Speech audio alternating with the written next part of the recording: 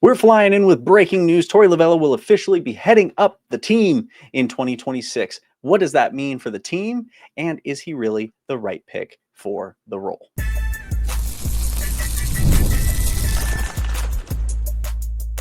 You are Locked On Diamondbacks, your daily Arizona Diamondbacks podcast, part of the Locked On Podcast Network, your team every day. What's up, and welcome to the Locked On Diamondbacks podcast, the show where we talk nothing but the Diamondbacks Monday through Friday. And thank you so much for making Locked On Diamondbacks your first listen every single day. I'm your host, Dane Biggs. Today's episode is brought to you by FanDuel. Right now, new customers can bet just $5, and if your bet wins, you'll get $300 in bonus bets to use across the app. Download the app today. We, ladies and gentlemen, are talking about some real breaking news. We weren't planning on doing a podcast today, as we were going to be reducing only to the 3 a week. However, yesterday, big news, so we got to talk about it. Torey Lovullo is going to be continuing as the Diamondbacks manager, which you guys know, if you've been listening for a while, I'm very happy about. I was really hoping for that. I really like Torey Lovullo, and I think he's what the team needs right now. Definitely not without his, I was going to say, he's definitely not without his critics, and I think that they're very justified in that. And I've been critical of him myself, but I think that this is the right move. We have a bunch of you guys with a bunch of thoughts and comments, and we're going to get to all that. But we are also going to be talking about Torey Lovullo's record as the Diamondback manager and how it compares to other Diamondback managers. And then finally, we're also going to be talking about some other manager-related news in the league, because there is a surprising amount of it. So anyway, let's go ahead and talk about all of this. First, let's go ahead and check out some of your guys' comments here. I really like this one from RMP5S. I wish I had a name, but that is the name of your account. Says embarrassing end to an overall pretty pathetic season, in my opinion. But A, at least Perdomo got 100 RBIs. B, my Reds got in. Go Reds. Fine, whatever. I'm glad the Reds got in and not the Mets. So yeah, good for you guys. And I'm rooting for the Reds against both the Dodgers and the Padres if they are to beat the Dodgers. So go Reds. Yes. Good job. He continues. Tons of people love to say, fire Torey. I was never really team fire Torey, but this season, yeah, I'm definitely starting to get on that bandwagon. He did some incredibly stupid things throughout the season. Then today I see an interview where he says he doesn't even make pitching rotations, batting lineups, etc., that he has a seat at the table. Who is managing the team?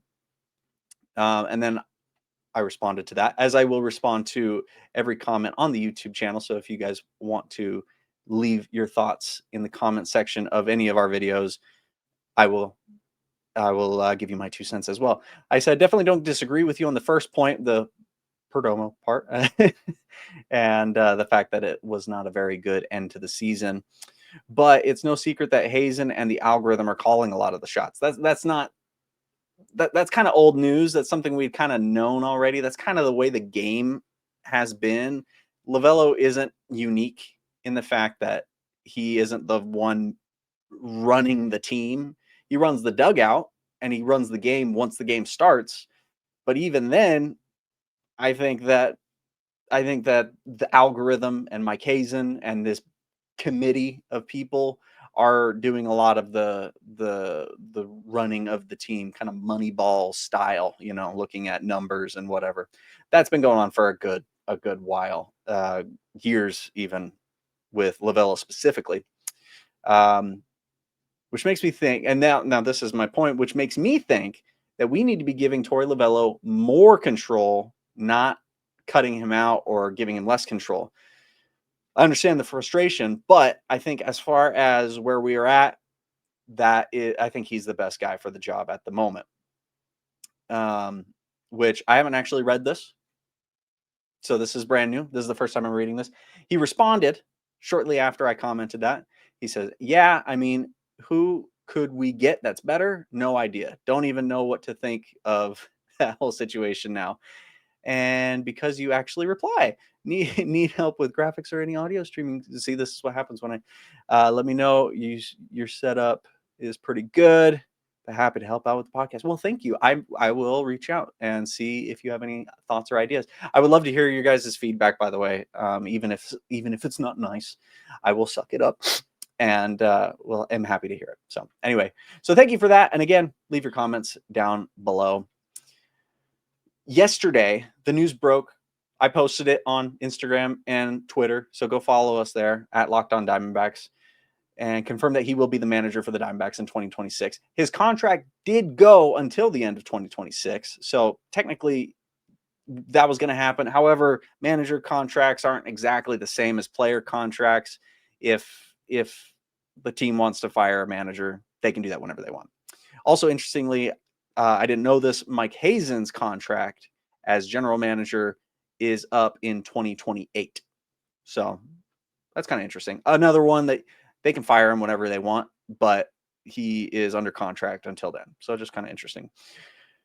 Lovullo is the manager only once he reaches the dugout. That's what he said in an interview this week. He mentioned that when it comes to running the team, he has a seat at the table, his words, has a seat at the table, but isn't the one making the final decisions, which that makes me think that he's probably, he's giving his 2 cents and his input, but I imagine that he's not the one calling the final shots and making the play.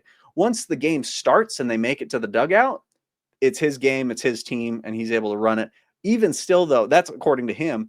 Even still, though, I have my suspicions that there are a lot of situations where it's okay. Listen, we have lefties in because they have a righty starting pitcher.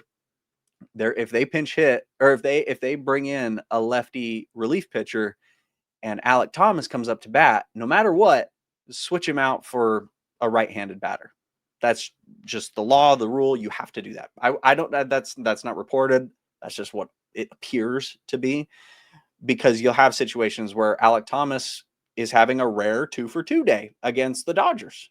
He's doing great, and in his third at bat, because they put in a lefty pitcher, they pull him out, and it's kind of it feels predetermined and feels like something that maybe Lovullo doesn't disagree with, but isn't something that it's not a decision he's making right then and there, which that's the way baseball is right now. It's not like if we were to get a different manager or even a different general manager that would change, but that does seem to be the situation right now. Another thing to talk about with Torey Lovullo is the whole Ketel Marte situation. He plays in the All-Star break. He takes a little while off. His house gets robbed. He takes some time off, and there's days where he's just doesn't feel like playing, is what it appears to be. And so Lovullo gives him the day off, and just it doesn't seem like he's playing as hard as he should be. And that's just kind of the what it appears like. And I'm sure there's a lot of truth to that. But which Lovullo constantly saying, no, he's in it. He's playing as hard as he can. And if we're giving him time off, it's because he really needs it. But that didn't stop, the frenzy of reports which this gave me goosebumps, and even still does, when Geraldo Perdomo storms in to Torey Lovullo's press conference and basically tells everybody to shut up. He's like, no, I'm done hearing this. And this is what he said. You should go look it up. He's like, I'm done hearing about this story. It's nothing. There's no point in following up with this. We're all in this. We're playing our best. Torey Lovullo's doing the best job he can, and he's doing great. We're here to play baseball. I don't want to hear any more of this. And it worked. Nope, like that was the end of the story. So absolutely love to see that. And speaking of Geraldo Perdomo, Torey Lovullo is directly and probably solely responsible for the player that Geraldo Perdomo is becoming. There's a good chance that Geraldo Perdomo will be on the Diamondbacks long after Torey Lovullo is, and Torey Lovullo's influence as a player's manager, a player's coach, will still live on in Geraldo Perdomo. Perdomo's team captain ability has just soared over the last few years, especially this year. And you see that in the young guys who are now coming up. They see him as their leader, as their captain. And they even said towards the end of the season, they were playing for Geraldo Perdomo. They wanted to win for him. Like, he is becoming that character. And that is exactly what Torey Lovullo wanted to do. He picked him out of all the players that he had on his team, and he said he is the guy who is going to lead this team. And so I think, if for nothing else, Torey Lovullo should absolutely be respected and commended for that incredible job on that whole situation. And then I wanted to just close this little segment by quoting Dan Bickley, who yesterday said, if the Diamondbacks mostly need their manager to build deep relationship with players and take multiple arrows for those with a seat at the table, well, they've already got the perfect guy. Saying, in the way that baseball is being played right now, the manager, in my opinion, sadly, isn't the one running the team. I think he should have, personally, I would love to see him have more control of the team. However, if we're playing baseball by committee, if we're, we have our numbers and our algorithms and our scouting reports and everything, and that's running the team, okay, you still need that relationship builder. You still need that manager that can motivate a team and can lead and guide a team. And then when the press comes knocking at your door and yelling at you, to be able to take it. And one thing Lovullo has always been very good at doing is putting the fan base at ease in times of crisis. And he's very good at reassuring people that things are working out. They're getting better. There's a lot of managers out there that when things aren't going well, they have a really hard time at kind of putting on a mask, being like, we're playing our best. We're going to do our best. It's kind of clearly obvious that they're spiraling and they're going out of control. And I not that Lovullo has never spiraled or lost control, but he's very good at putting forward that face of, things are tough, but we are working at it. This is all part of the long game. We're going to make this work, and we're going to come back and be better. And so I deeply admire Torey Lovullo for that. We're going to talk a bit more about some numbers, Lovullo's record. But first, we're going to take a little break. So please stay right there. We will be right back. You have probably seen a million ads for hair growth products and thought, sure, like that actually works. There are so many products out there, it's hard to know which ones are actually going to do anything. That's why you should give Nutrafol a closer look. Nutrafol is the #1 dermatologist recommended hair growth supplement brand, trusted by over 1.5 million people. And now Nutrafol is the official hair growth partner of Major League Baseball. You can feel great about what you're putting into your body, since Nutrafol hair growth supplements are backed by peer-reviewed studies and NSF's content certified, the gold standard in third-party certification for supplements. And you can feel good knowing it.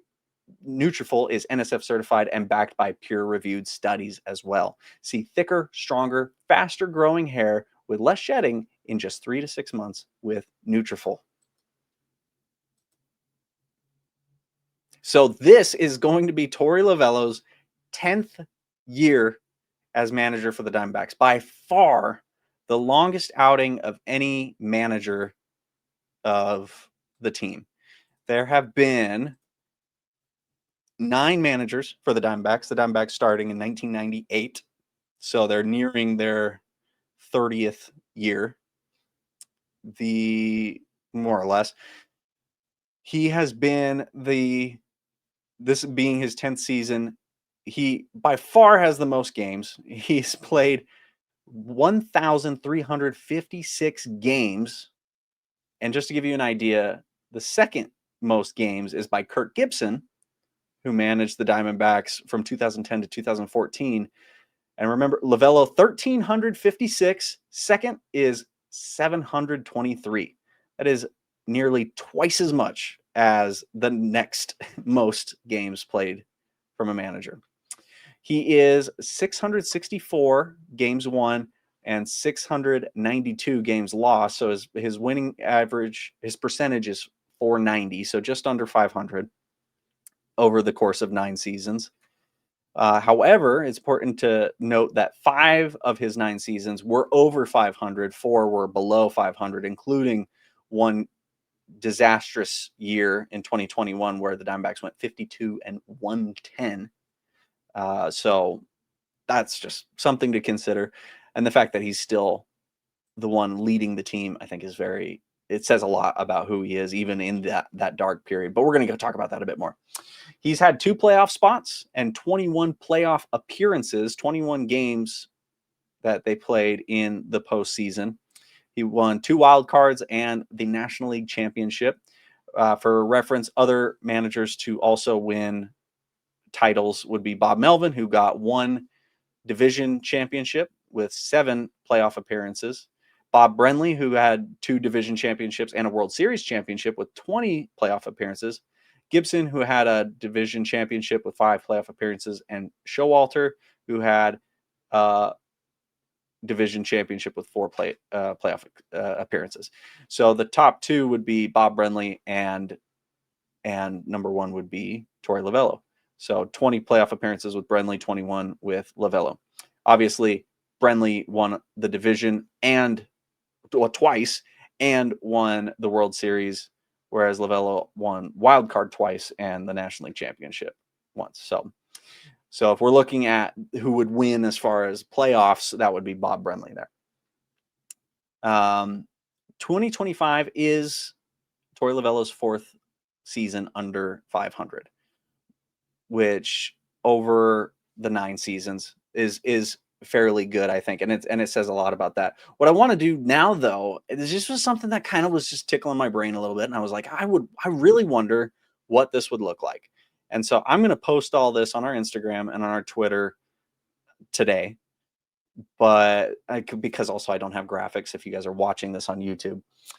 And because this is very interesting. So I looked at where the Diamondbacks ranked at the beginning of each of Torey Lovullo's seasons, what their power rankings were.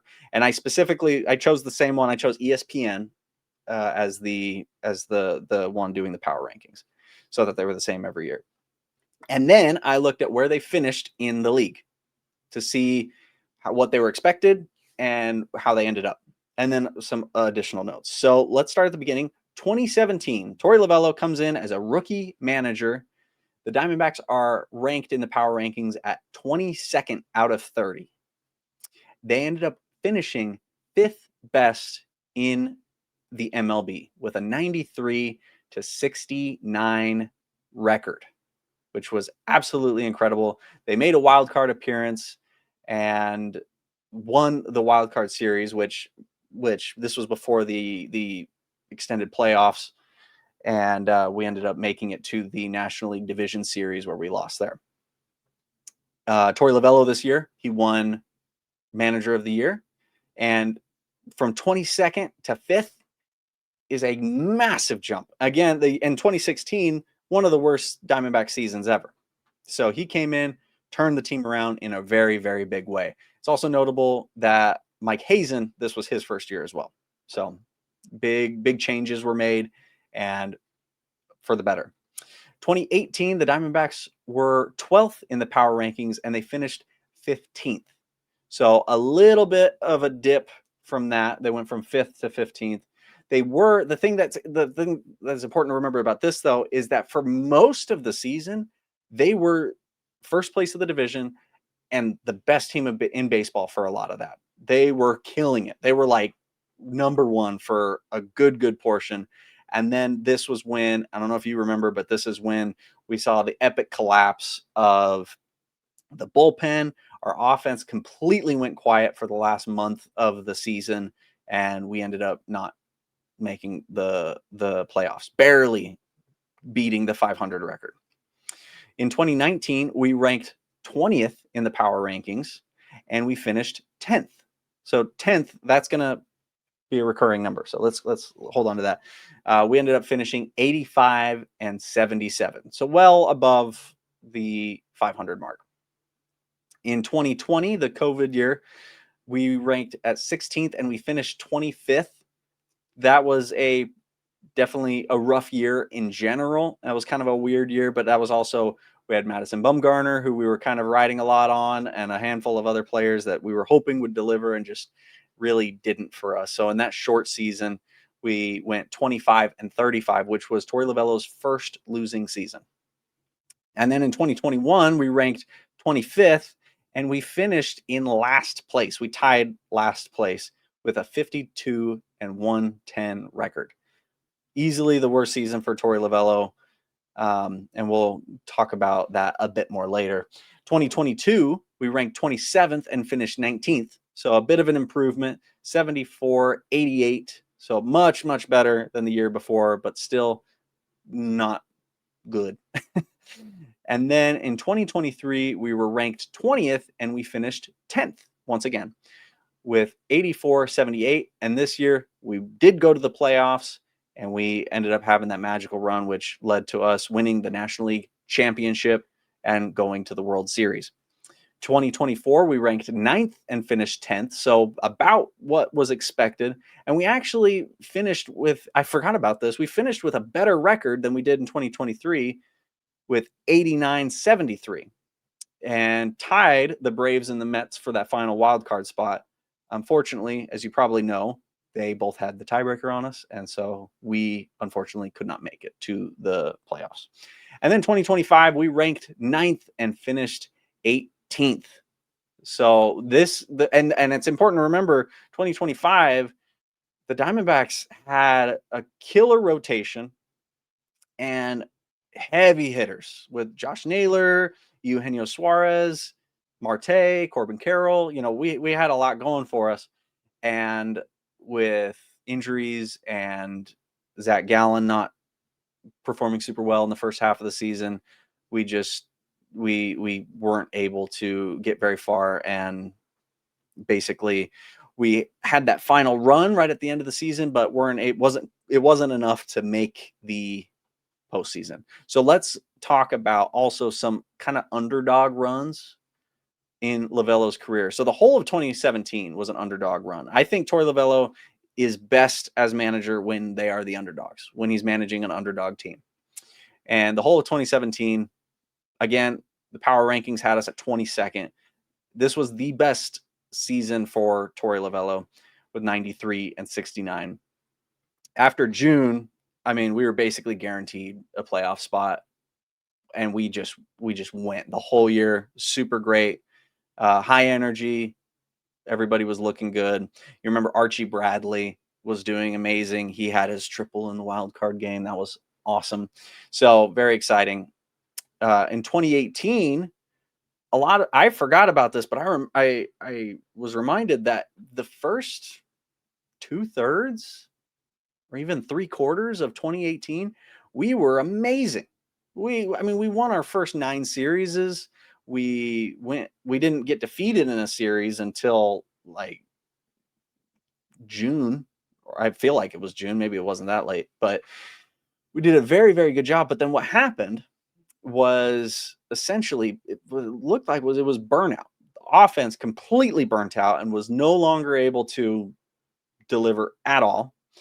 Our team offense went down to like 214, and then the bullpen just lost all ability to hold on to games. I remember if we were winning by less than 5, we were basically guaranteed to lose the game because the bullpen was going to blow it. And that was a huge and that was the only reason we didn't go to the playoffs that year. So we would have definitely made it, but we had that collapse, which that season I look back as the moment when Lovullo decided, okay, burnout is a real thing and we need to be wary of that. And we need to factor that in.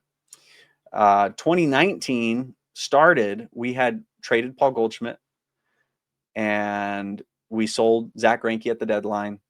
Marte had a breakout year, but we were sellers at the deadline. We were kind of like, okay, this isn't our year. We're stepping back. And then they made a playoff run. Like, what the heck happened? We got this young guy, this new pitcher. His name was Zach Gallen. Nobody expected anything from him because he looked like a total nerd. This was before he had a beard and long hair, and he looked kind of goofy, but he was amazing. And we really showed we had a really good August and September, and we were making a good run, but then with a series of injuries as well, we had a 6-game losing streak towards in September that kind of killed any chances of making the playoffs, but we had a run and we were getting close. So that was a good example of the Diamondbacks building up hope only to squash it. But I love the similarity there between that year, 2019, and this year of, hey, this team's out. And then actually, you know what? No, I don't think we are. We're going to go for it. We're going to try our best. Didn't quite make it, but really made a statement. Now, 2020, 2021, I don't really want to talk about those. Uh, but those were a series of that there was a lot going on in those seasons. I'd love to actually talk about those in their own episode because I think there's a lot to dissect there. In 2023, halfway through August, so like a month and a half before the playoffs, the Diamondbacks had virtually no chance to make the postseason. But then a bullpen that existed completely independent of the bullpen from the beginning of the season, and a bunch of young new players, including one Corbin Carroll, boosted this team all the way to the playoffs, and we just barely made it into the playoffs, and then we cruised through to the World Series. So huge underdog year. That was another great example, 2019, 2023, and then 2024 after I don't know if you guys remember, after the All-Star break, the Diamondbacks became the best team in baseball. The Diamondbacks and the Padres were the two best teams in baseball by far. Like incredible. And I remember we're listening to podcasts from like national sources and other teams, and they're all saying the one team I'm afraid of is the Arizona Diamondbacks. They scare me. I do not want to face them. Unfortunately, this ended in another situation of burnout. The rotation and the bullpen just collapsed towards the end of the season, and we didn't make the playoffs after the final game of the season. So very heartbreaking, very, very close to making it. And a good example, I think, of the need to keep things going steadily, but not putting too much pressure, too much weight on the core of the team, which Lovullo really did a good job of this last year, I think. The thing with 2025, we were sellers at the trade deadline. We lost a bunch of our good players and basically had thrown in the towel. But these young developing players that were then put in had a chance to shine, and they really, really did. And you had people like Geraldo Perdomo really just showing up and taking over and doing a great job and scraping wins by, and ended up making another playoff run. So that makes, and I'm just going to count this real quick, 2019, 2023, 2024, and 2025, where by the middle of the season, the Diamondbacks had no real chance at making the playoffs. That's 4 seasons with Torey Lovullo that they had no chance making the playoffs. And then they nearly did or did. Another thing, if you factor in the extended playoff roster, we made the playoffs in 2023 with an 84-78 record. Years that we had a better record than that, 2024, we had a better record than that. 2019, we had a better record than that. 2017, we had a better record than that. So if we had the extended playoffs and if everything worked out slightly differently, but the team remained the same, we had a playoff team 1, 2, 3, 4 of Lovullo's 9 seasons, which isn't mind-blowingly amazing, but it's much better than I think what a lot of people might feel that it is. And it's good enough that for me, I look at 2026 and I think Lovullo is the right person for the job, and I'm excited to see what he does. Anyway, we're going to close the show out with looking at a handful of other manager news in the league. It's some pretty surprising things that came up yesterday and over the weekend. We're going to talk about that right after this short break. The NFL season is here, and FanDuel has an offer you don't want to miss. Right now, new customers can bet just $5 and get $300 in bonus bets if you win. That's right. Pick a bet, put down $5, and if it hits, you'll unlock $300 in bonus bets to use across the app. It makes watching football even more exciting when you've got a little something riding on the action. So, what are you waiting for? Visit FanDuel.com to download the FanDuel app today and get started. So there were 4 teams who fired their manager this season, during the season. You had the Pirates, who fired their manager, Derek Shelton. You had the Rockies fire their manager, Bud Black. Orioles fired their manager, Brandon Hyde. And the Nationals fired their manager, Dave Martinez. None of these are a huge surprise. 4 teams that were really kind of struggling throughout the year, some very much struggling, and needed a change of leadership, needed to spice things up, whatever it was. And most of these teams saw a uptick in their performance after this. I saw, while researching this, the Pirates' current manager just got an extension for next year, so they're interim manager, so they are happy with the way things are going. However, since the end of the season, we have 3 teams that have fired their managers, and some of them are kind of a surprise. First of all, the Giants have fired Bob Melvin, former Diamondback manager, as their manager after the season. I think he ended with just above a 500 record over the last 2 years, and I admired what Bob Melvin had been doing. They ended up at 500 this year, which is better than us. So they ended up in 3rd place over us. I'm a little surprised that they're going with that, but if that's what they're doing, then there must be they're not just looking at the record. There must be some other stuff there. But I really like Bob Melvin. Hopefully, there's an excuse to bring him onto our back to the Diamondbacks in some capacity. I think that'd be pretty cool. I wouldn't be surprised though if the Giants ended up going with Matt Williams, who's somebody who has a very good offense background, who could help the Giants out there. I'd love that for Matt Williams, to see him as a manager again. The Rangers, they didn't fire, but the Rangers and manager Bruce Bochy, 2 years after winning a World Series, mutually decided to part ways. He's old as dirt, but very talented. And so I wouldn't be surprised if this was something where they're like, okay, these last 2 seasons didn't go our way. We didn't make the playoffs either time. And Bruce maybe wants to retire. So that way makes a little bit more sense. Another one, though, is the Twins fired their manager, Rocco Baldelli, who has a pretty impressive record with the Twins. And they made a fairly good run this season, and so I'm a little surprised by that, but I guess that makes sense. I guess I wouldn't be surprised, and most people wouldn't be surprised if, like, Torey Lovullo was fired this weekend. I would have been upset, but I guess I wouldn't have been super surprised. And the Giants, Rangers, Twins, Diamondbacks all kind of are in the same place right now as a team, so maybe that's why I'm kind of like, oh, egad, they fired Bob Melvin, because if it's hitting a little close to home. So anyway, you guys, thank you so much for tuning in and for listening. That is the show for today. If you want to follow us, you can follow us on X and Instagram at Locked On Diamondbacks. We're also on YouTube and every other place you get your podcasts. If you want to see more of me, you can find more of my YouTube channels and projects at slackshack.tv.